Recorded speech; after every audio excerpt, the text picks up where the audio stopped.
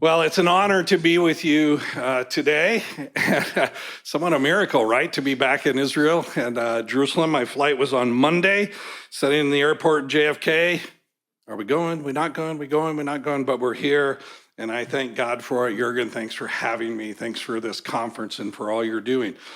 As we gather here with our friends at the ICEJ to discuss anti-Semitism, theology, and the future of the church, I want to focus on a threat that is reshaping all three: the information war.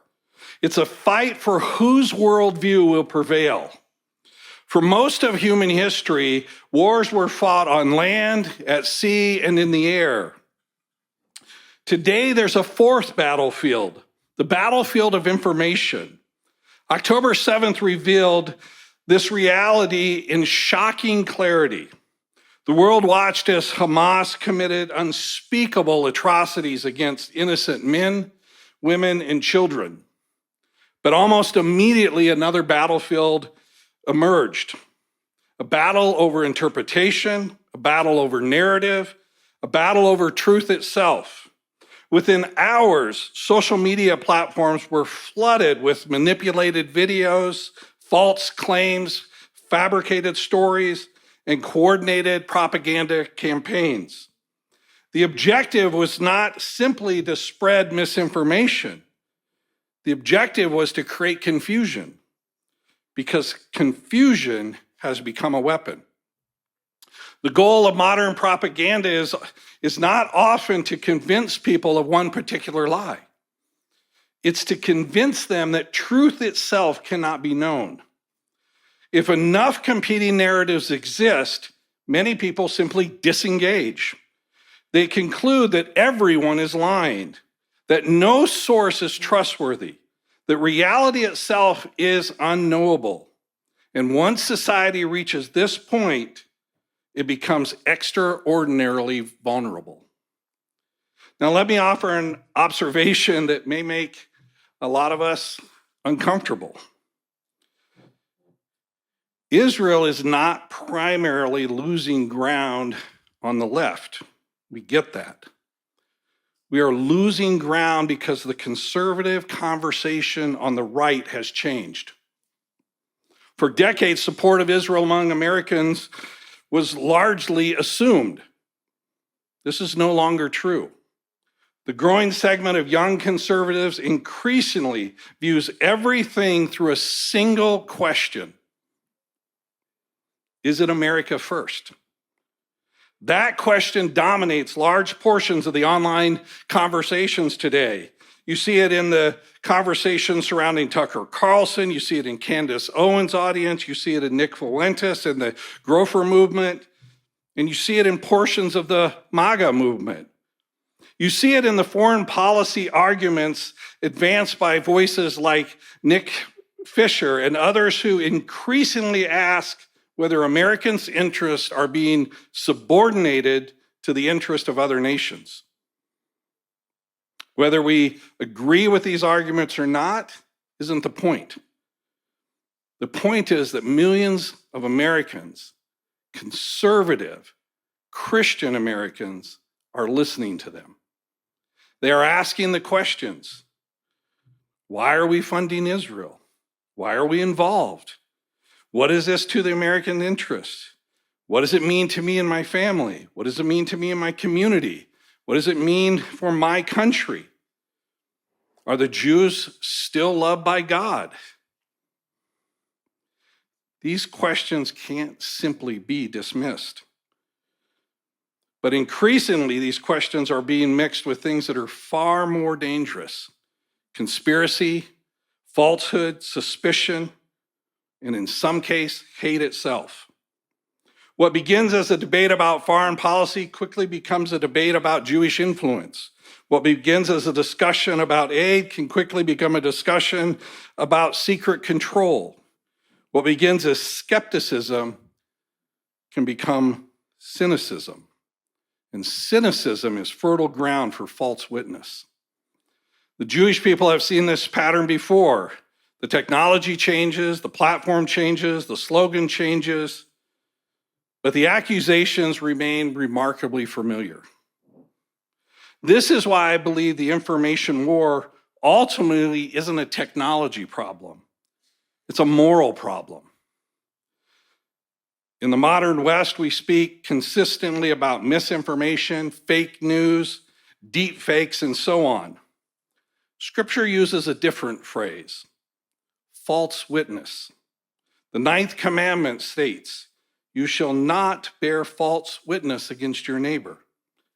This commandment was not suspended when social media was invented. It was not suspended when the podcasters became popular. It was not suspended when artificial intelligence emerged.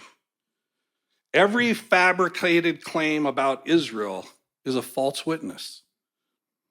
Every manipulated video is a false witness. Every conspiracy theory presented as fact is a false witness.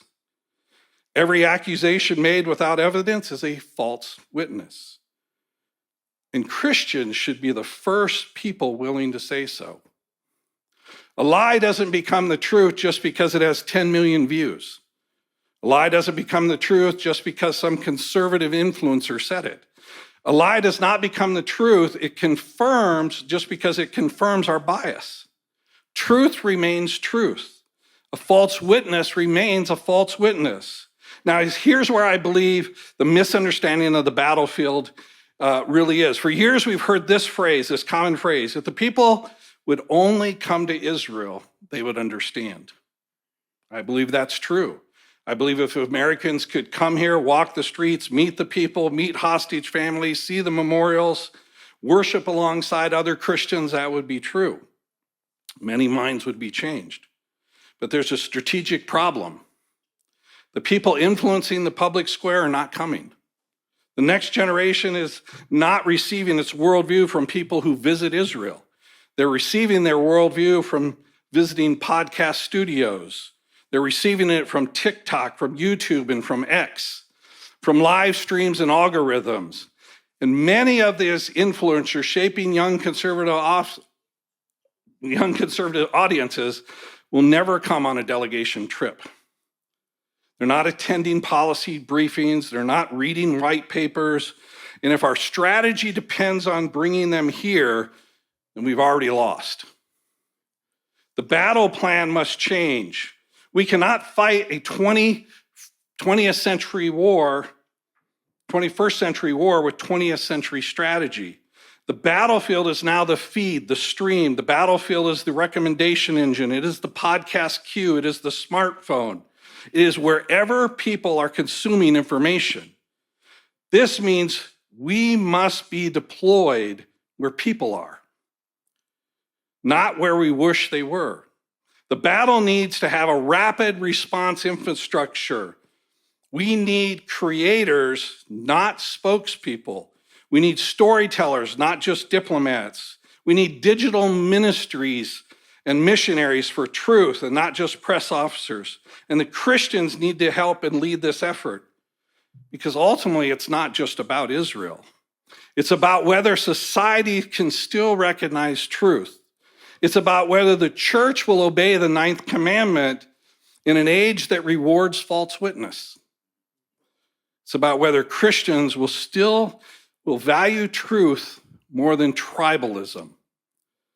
Facts and engagement together, reality more than narrative. The information war is not simply won by having the truth. It will be won by being strategic, targeted, focused, and never giving up and never giving in. This is not about carpet bombing or shotguns anymore. It's not about blanket marketing. It is strategic, laser-focused targeting.